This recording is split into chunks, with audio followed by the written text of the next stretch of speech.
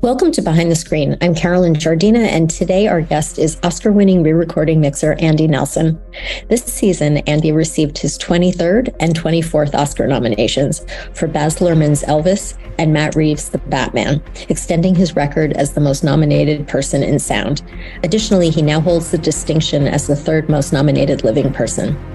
Nelson has won Oscars for Saving Private Ryan and Les Miserables, and his longtime collaboration with Steven Spielberg has included nominations for movies including Schindler's List, Lincoln, Bridge of Spies, and West Side Story. I'm Carolyn Jardina. Welcome to the Hollywood Reporters Behind the Screen.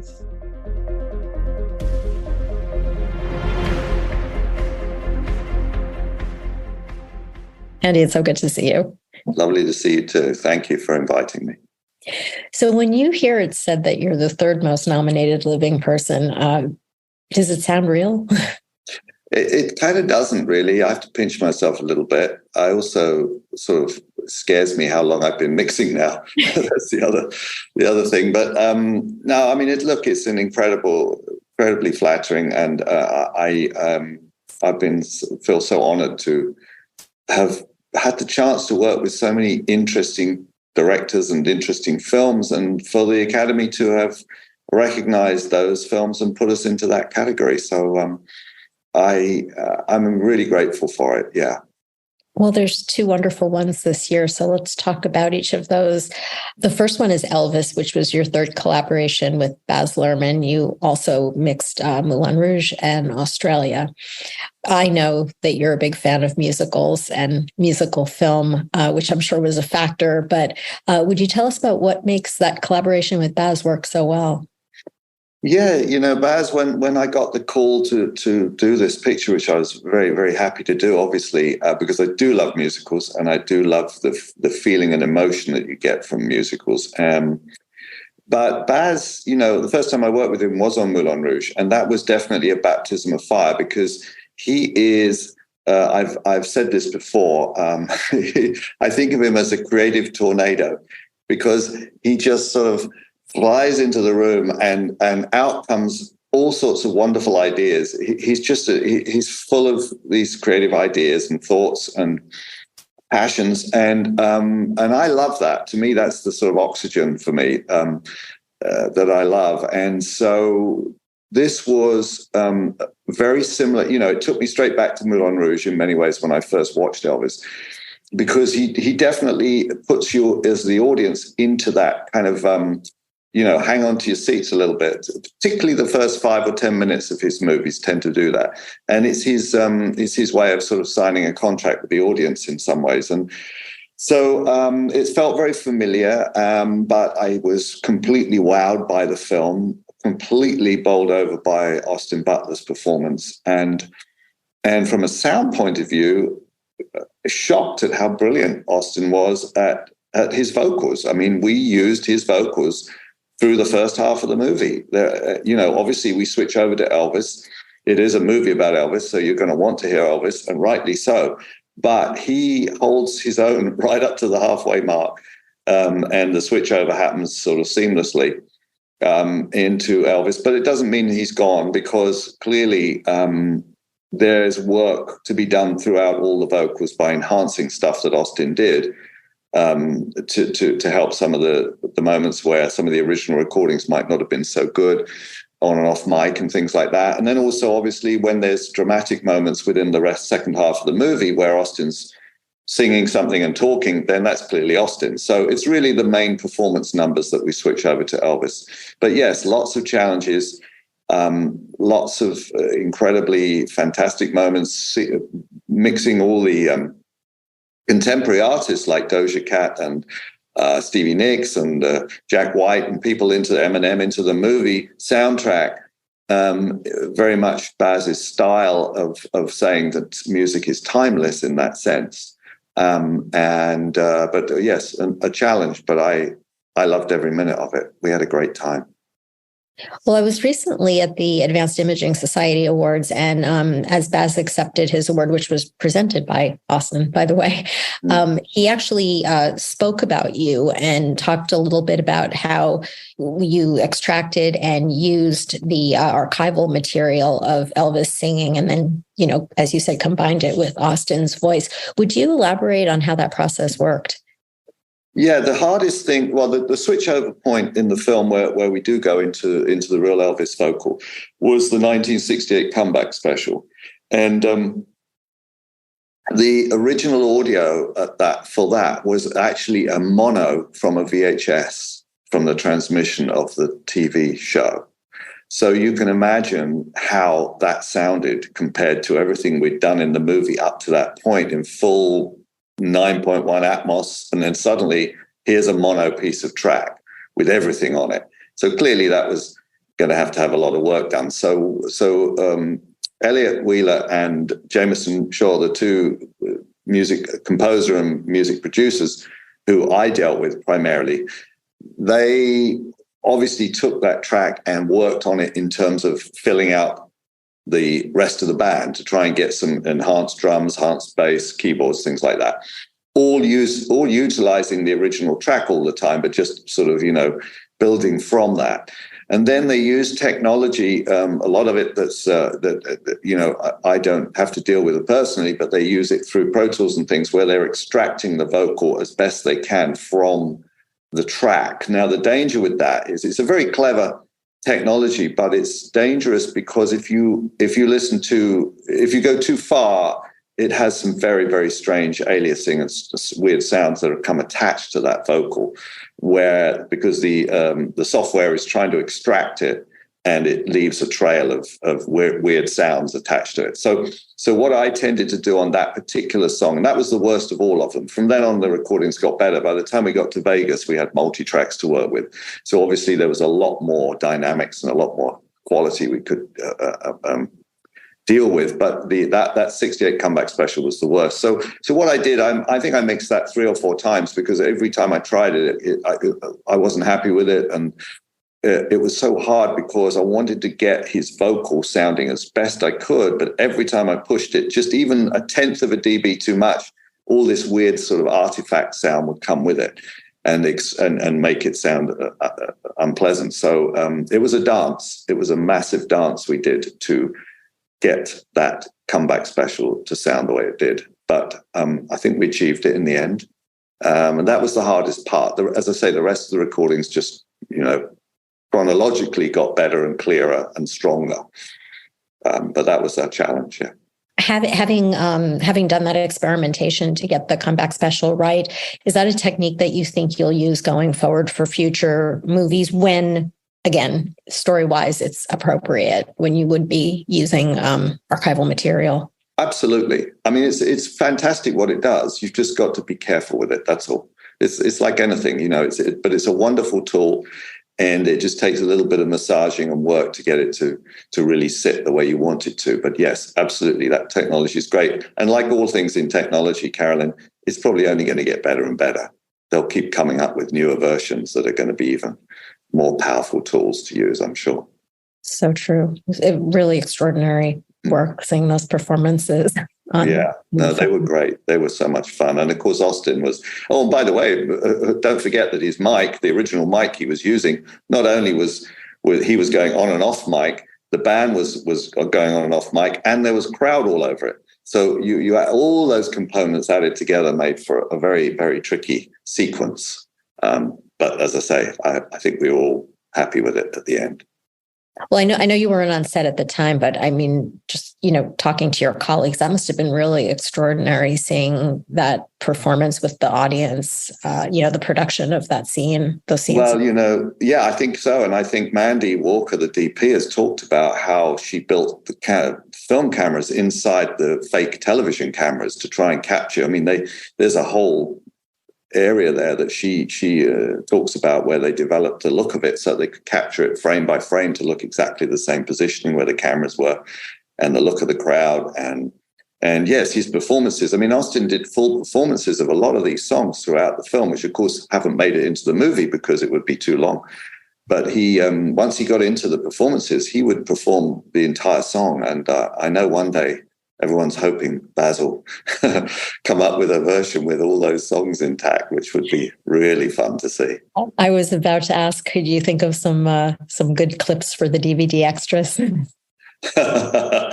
Oh my goodness. Well, I've never had the luxury of sitting down looking at all these dailies. I wish I could, because, by the time it got to me, we were in full-fledged, mix the material we have to the end and get it finished in time. And as always on a mix, there's a time crunch. But one day I want to go back and look at some of that material, and when there's time, because I'm sure there's some wonderful moments in there. Yeah, they'll come up with a great DVD extra, I'm sure.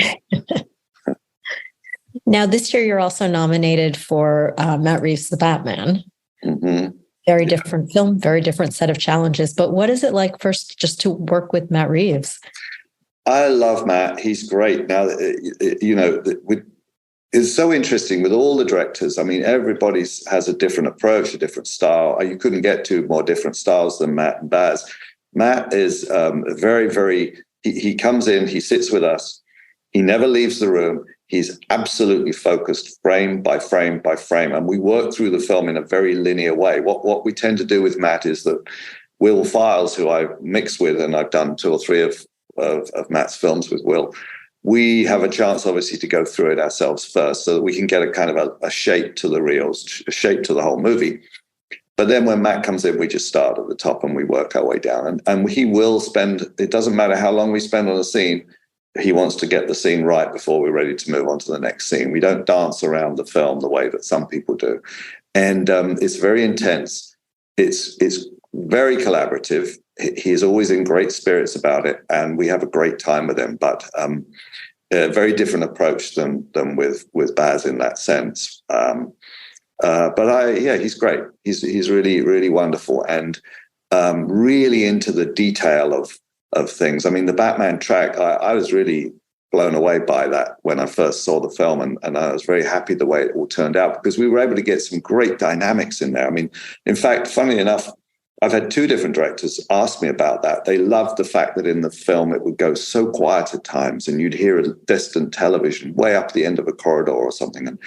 And a lot of people really appreciated that. And I think that's the craft of Matt and the way it was shot and edited and presented to us to do the mix. It gave us tremendous latitude to have these really wide-ranging dynamics in the film, which I think, given the type of film it was, which was really a detective story, a sort of noir detective story, it wasn't what you'd think of as a traditional Batman.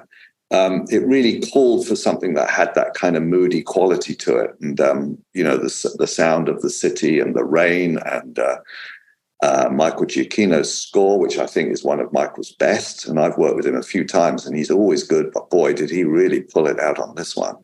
The dimensions he came up with, the incredible. He wrote the main sort of theme. He wrote before Matt even shot a frame of film, and he presented it to Matt, and Matt used it on set because Matt fell in love with it. It has such a beautiful, romantic sort of, and yet sad feel to it.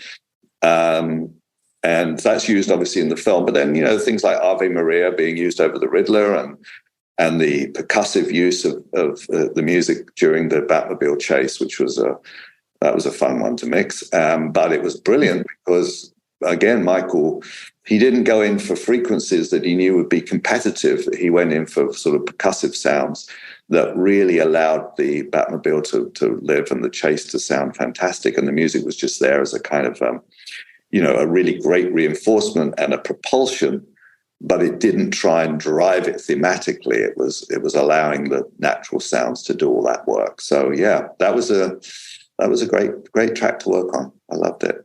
Since Matt was relaunching Batman and he really made it his own, what were the things that you talked about at the start that he wanted to do to make it different, or like I said, really just make it his own?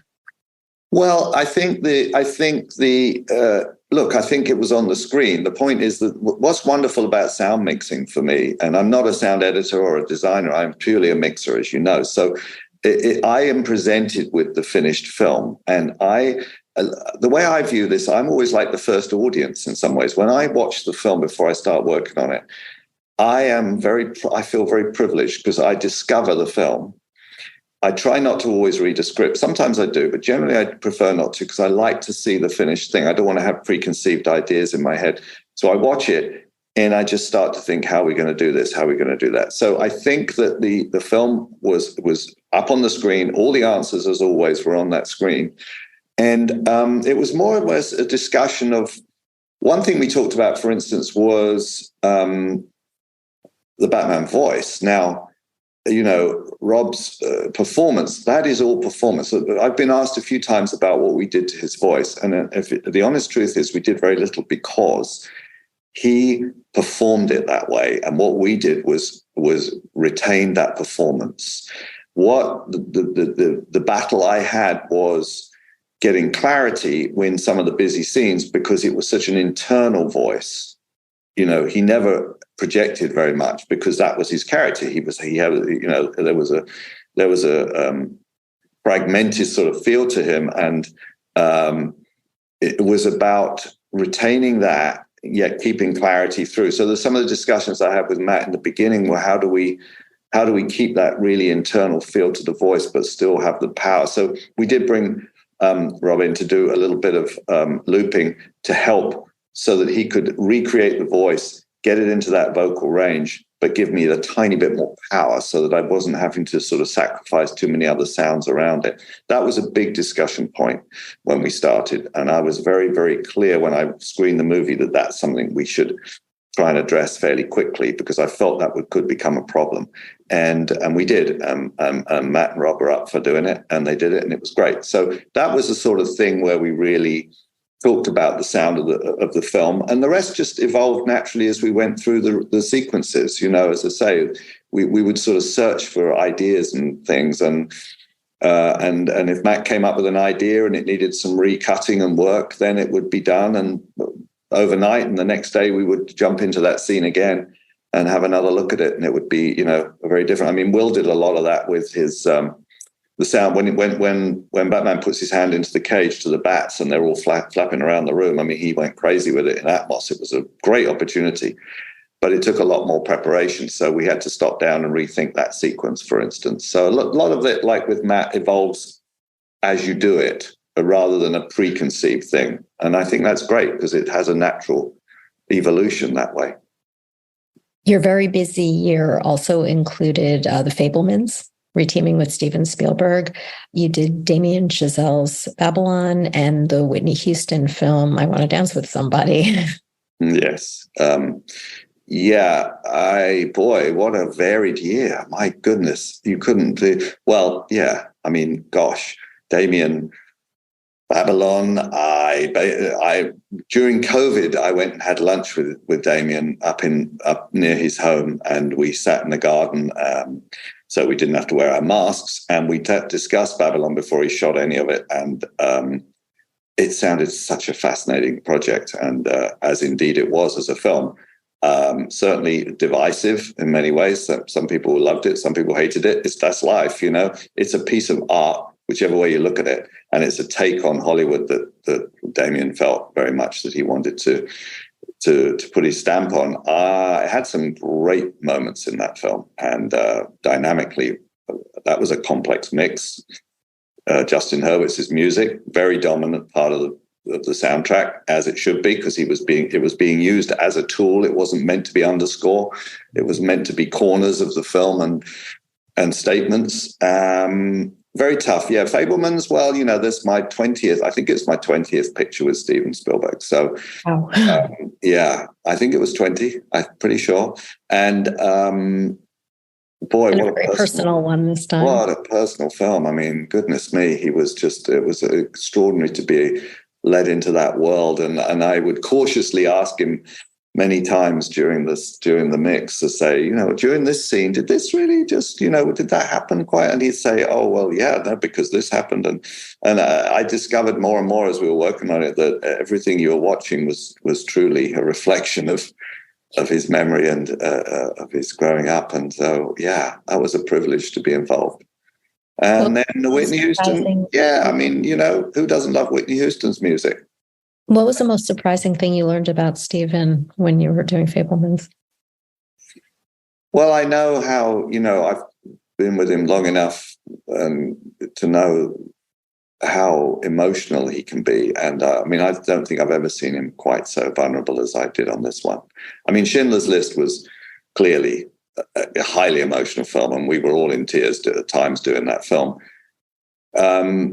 Because it's just the extraordinary enormity of that picture and what what we were watching. But this was something that was very internal to Stephen. So I don't know if I learned anything specific other than that he's just he knew it was the right time to make it and write it with Tony Kushner, and he I met both of his parents over the years, and obviously the sadness of having lost those. I think this was his sort of giant therapy session, really, just to make this film. And really, you can see elements of this in all of his movies. I think I learned more than anything that whatever you watch in his movies, that's the heart of him, which has come out in The Fabelmans, was in all those movies, to do with his mother and his father, obviously, and his growing up and his love for movies. So, yeah, it's quite an experience. In a few days, we'll be at the Cinema Audio Society Awards, which is the annual show for sound mixers for the uninitiated. And I know a colleague of yours, Peter J. Devlin, is receiving a Career Achievement Award this year. Love Peter. I've done, I think, 5 or 6 pictures with him, big ones. But what a gentleman, what a sweetheart. And I tell you, his sound that he gets on the set is fabulous. He just has a way, he captures it, such full range material. It's a dream to work with. And I can't think of a better recipient for this award than Peter. I can't wait to give him a hug when I see him on Saturday. And I know you're already on your next project. What are you working on now? So I've just started tipping my toes in the water with Michael Mann's new film Ferrari, which is a really interesting project with Adam Driver as Enzo Ferrari and Penelope Cruz as his wife. And it's a period of time in the late 50s when the marriage was in a bit of disarray, and the factory was suffering, and they were planning to do the Mille Miglia, the 1,000-mile race across Italy, to try and recapture some faith back in the Ferrari and the factory. I think it's kind of a slice of that, and I've only literally just sort of started to get involved in it. But it's fascinating, and with Michael, of course, he gets under the skin of the characters really well. The racing, he knows how to do racing. So I mean, I think it's going to be good. I'm really excited about it. Yeah. Andy, it's always good to talk to you. Thank you so much for doing this. Oh, it's lovely to talk to you too, Carolyn, and I really appreciate you doing it, and it was great.